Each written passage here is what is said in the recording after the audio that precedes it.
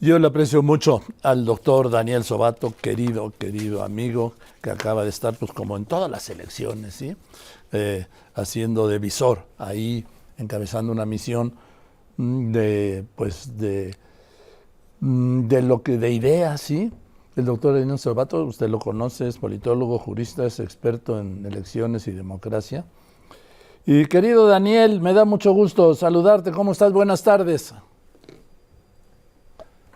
Muy buenas tardes, Joaquín. Qué gusto saludarte y estar aquí conversando contigo en tu programa, con tu audiencia. Así que muchas gracias por la No, invitación. al contrario, gracias a ti por contestarnos. A ver, Ecuador, Ja, Ecuador es una elección general anticipada. estabas hablando, querido Daniel, del proceso adelantado en Ecuador por la renuncia adelantada del presidente. Correcto. Y entonces estas elecciones están teniendo lugar en un momento quizás el más difícil que ha vivido Ecuador por el tema de la violencia, Joaquín, por el tema de la inseguridad, por el tema del crimen organizado y del narcotráfico, con dos grupos muy importantes, carteles mexicanos presentes en Ecuador, el de Sinaloa y el Jalisco Nueva Generación, al cual se le agrega la mafia albanesa. Todo eso determinó de que el proceso electoral, que ya venía muy complicado, se agravó aún más con el asesinato de uno de los candidatos muy bien posicionados en las encuestas, Fernando Villavicencio, que fue asesinado unos pocos días antes de las elecciones, y eso le cambió por completo el ritmo a la campaña electoral, le cambió la dinámica e impactó en los resultados. ¿Qué pasó con los resultados? Bueno, no se definió la presidencia en primera vuelta, hay que ir a una segunda vuelta, algo bastante típico en América Latina. La segunda vuelta va a tener lugar el 15 de octubre y va a ser una competencia entre la candidata del correísmo, del expresidente Rafael Correa, se llama Luisa González, que quedó en primer lugar con el 33% de los votos, y en segundo lugar quedó ubicado Daniel Noboa, un joven político de 35 años, ex asambleísta, hijo de Álvaro Noboa, que buscó la presidencia en 5 oportunidades, un multimillonario ecuatoriano, y que en una de esas perdió hace 17 años con Correa. Así que, de una manera u otra, esta elección presidencial que se va a disputar en su segunda vuelta el 15 de octubre está planteada en términos similares a lo que fue la elección del 2021, en el eje correísmo-anticorreísmo. Ahora, Daniel, el tema de la violencia. El tema de la violencia no es exclusivo de Ecuador. El tema de la violencia se ha extendido por la región. Absolutamente. Fíjate que el informe que nosotros hacemos con la Universidad Católica de Chile, con el Centro de Estudios Internacionales, que se llama el Informe de Riesgo Político, y que tú siempre me haces el honor de poderlo presentar en tu programa Claro. en cada enero, el de este año, en el 2023, de los 10 riesgos políticos más importantes para América Latina, en primer lugar quedó precisamente el tema de la inseguridad y del crimen organizado. El crimen organizado, ¿hasta dónde ha llegado el crimen organizado? Es una fuerza ya transnacional. Claro, y además el peligro que hay acá es que la mayoría de los países no han encontrado una propuesta y una fórmula democrática para enfrentar con eficacia y con buenos resultados a la inseguridad ciudadana y al crimen organizado, sin afectar, sin violar los derechos humanos, sin debilitar el Estado de Derecho y sin deteriorar la democracia. Y por eso la fórmula que hoy está recorriendo toda América Latina como un ejemplo a imitar es lo que yo he llamado la buquelización de la política, es decir, la fórmula que viene implementando el presidente Bukele en El Salvador con mucho éxito desde el punto de vista del control de la inseguridad, pero con consecuencias muy adversas y negativas en materia de derechos humanos, de debilitamiento del Estado de Derecho y de deterioro democrático. Ahora, Daniel, Guatemala, nuestro vecino. Bueno, en Guatemala lo que vimos es una segunda vuelta, porque en la primera vuelta que tuvo lugar el 25 de junio tampoco se pudo definir la presidencia.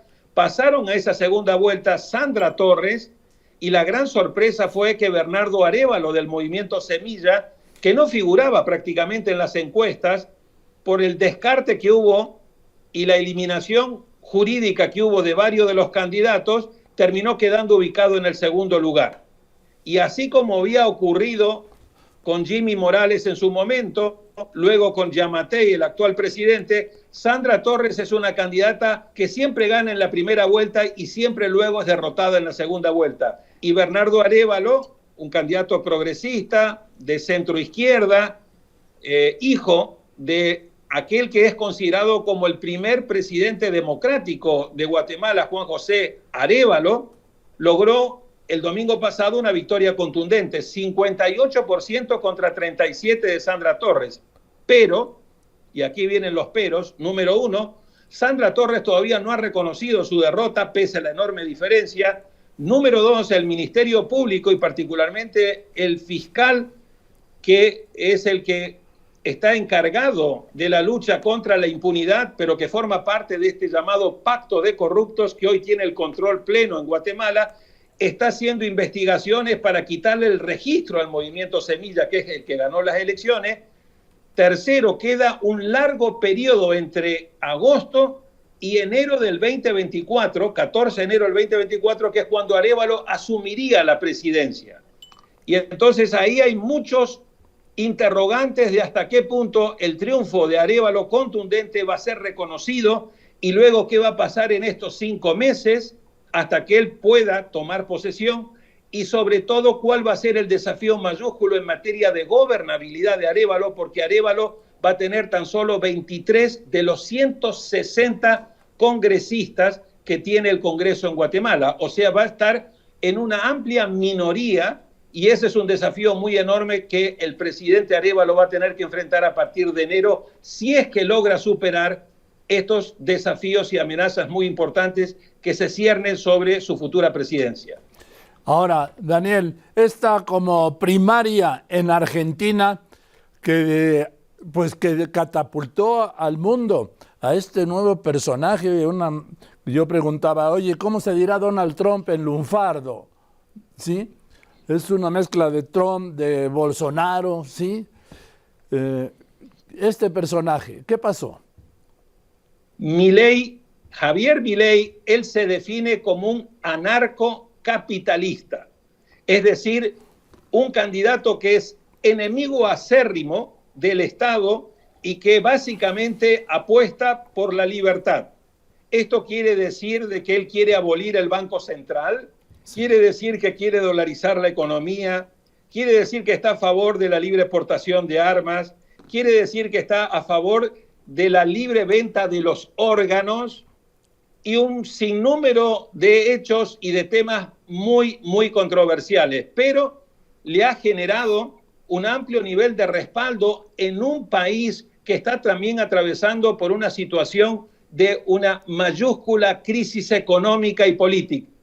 Económica porque la inflación está alrededor del 115 interanual, social porque hay más de 40% de pobreza, financiera es porque se ha producido una brutal devaluación en las últimas semanas y ya la relación peso con el dólar está en 715, 720. ¿Cómo estaba? Es decir, estaba en 350 cuando sumió más hace un año. Eso te da la dimensión. Cuando yo estuve en julio de este año, Joaquín, sí, estaba en 480 pesos, hoy está en 720, o sea, una devaluación de más del 30% en cuestión de semanas. En este contexto, además de profundo deterioro del gobierno actual, del presidente Alberto Fernández, y de desprestigio de la clase política, la cual Javier Milei llama la casta, entonces dice una casta parasitaria a la cual hay que ponerle fin, con una suerte de él presentándose como un líder mesiánico que viene a oxigenar el sistema político argentino, lo colocó en primer lugar en estas primarias abiertas, simultáneas y obligatorias que se llaman las PASO, y Hoy por hoy, las últimas 4 encuestas que han salido del lunes al miércoles de hoy lo dan a él en primer lugar, seguido del candidato oficialista, que es Sergio Massa, que es al mismo tiempo el ministro de Economía, y en tercer lugar se coloca Patricia Bullrich, que fue la candidata que ganó la nominación en el principal partido de oposición hasta que se presentó Milei, que se llama Juntos por el Cambio. En estas condiciones, Argentina va a ir a la elección del 22 de octubre, donde se va a elegir presidente, vicepresidente, se va a renovar la mitad de la Cámara de Diputados y 1/3 del Senado. Hoy por hoy, Milei todavía no está en condiciones de ganar en primera vuelta. En Argentina se gana en primera vuelta si sacás o el 45% de los votos o 40 con una diferencia de 10 puntos respecto del segundo. Pero faltan todavía 2 meses. Y en un país con la volatilidad y con el frenesí que tiene Argentina, 2 meses es un tiempo muy largo. Mucho puede pasar, todos los escenarios están abiertos, pero hoy por hoy Milei tiene muchas posibilidades de convertirse en el próximo presidente de la Argentina. Ahora, doctor Daniel Sobato, México, ¿cómo estás viendo México? México, la última vez que conversamos, sí, yo había llegado a una conclusión que vos compartías.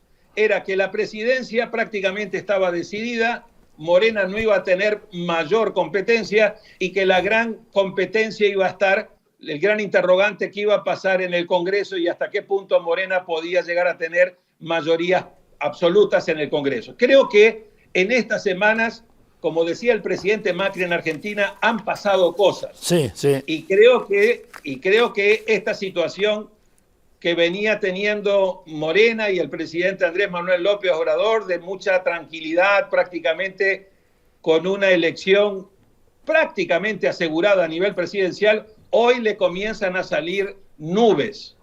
Vamos a ver qué tanto se consolida la oposición, cómo se maneja el proceso interno de definición y de selección de la candidata o candidato que vaya a liderar la oposición, pero creo que en estas semanas el escenario se le ha venido complicando al presidente Andrés Manuel López Obrador y sobre todo hay que ver cómo se dirime la candidatura al interior del oficialismo y hasta qué punto la tensión entre los diferentes candidatos no termina generando una división. Creo que se han abierto nuevos interrogantes que le complican el escenario, ese escenario bastante tranquilo que aparentaba tener el presidente Andrés Manuel López Obrador. Coincido contigo, coincidimos cuando hasta antes de Xóchitl Gálvez las elecciones presidenciales del año que viene eran para López Obrador un trámite, sí, un día de campo, solo para confirmar la prolongación de su mandato a través de un candidato o una candidata.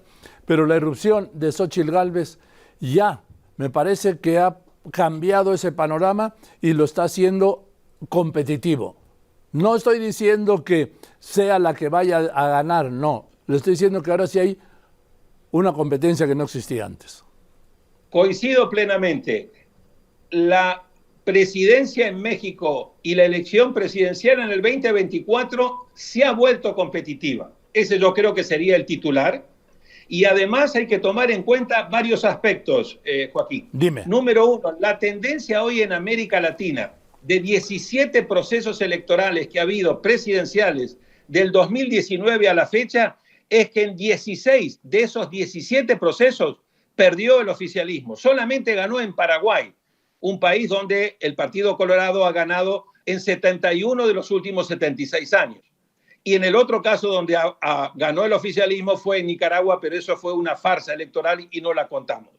Entonces, por un lado, la tendencia a nivel regional es un voto de castigo en contra de los oficialismos. Ese es un elemento que le juega en contra a Morena. Segundo elemento, el tipo de candidata que está enfrentando a Morena es una candidata que tiene un perfil que hoy está gustando mucho en América Latina. No es una política tradicional, es una política más fresca, es una política que puede conectar muy bien con la sociedad en los diferentes sectores y casi que me atrevería a decir es una candidata que puede llegar a conectar muy bien con los jóvenes.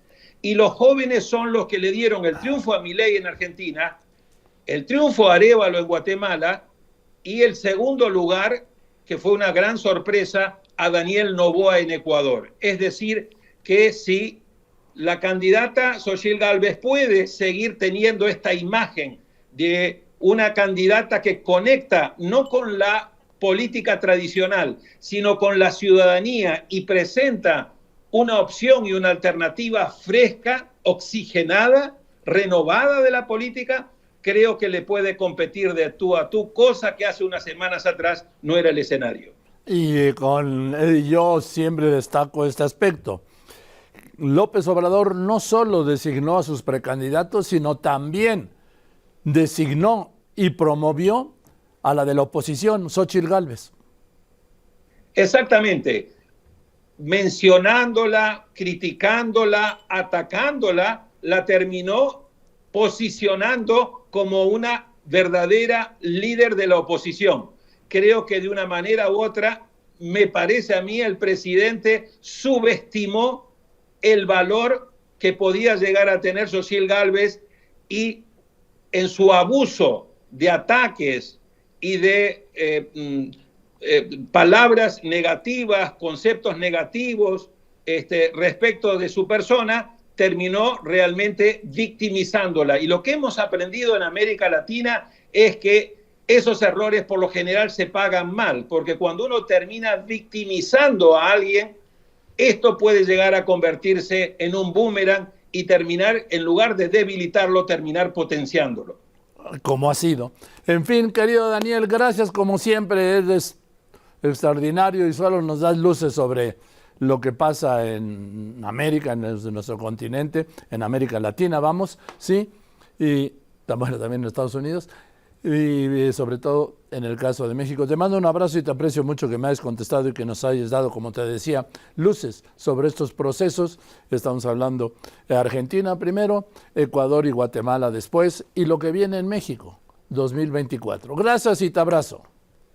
Un fuerte abrazo, Joaquín, muchísimas gracias. Muy buenas tardes a ti y a tu audiencia. Que estés muy bien. El doctor Daniel Sobato, la claridad del doctor Sobato.